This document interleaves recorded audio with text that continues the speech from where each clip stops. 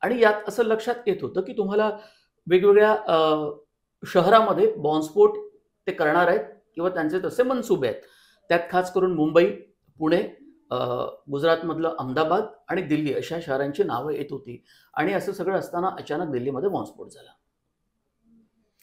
मनोजी, असं आहे की असे जे दहशतवादी संघटना आहेत किंवा त्यांचे मॉड्यूल्स आहेत, जे ते काही वर्षापासून प्रयत्नशील आहेत की त्यांनी भारतामध्ये ठिकठिकाणी, जसा पूर्वी होत होता, दर महिन्याला, दर 2-3 महिन्याला एक दहशतवादी हल्ला व्हायचे, बॉम्बस्फोट व्हायचे, अशा प्रकारची कारवाई करण्याचे त्यांचे मनसुबे होते आणि प्लॅनिंग पण त्यांनी आखलेली होती.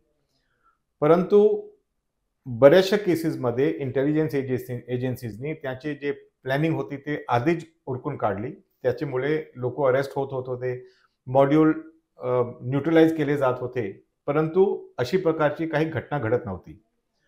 यावेळी सुद्धा आपण आताही बघितलं तर यापूर्वी सुद्धा आपण जसं म्हटलं, मुंबईमध्ये, दिल्लीमध्ये, पुण्यामध्ये जे काही वेगवेगळे मॉड्यूल पकडले गेले, गुजरातमध्ये, यूपीमध्ये बरेचसे हं. मॉड्यूल पकडले गेले आहेत आणि त्यांच्याकडून बऱ्याचशा प्रकारची माहिती सुद्धा मिळालेली आहे.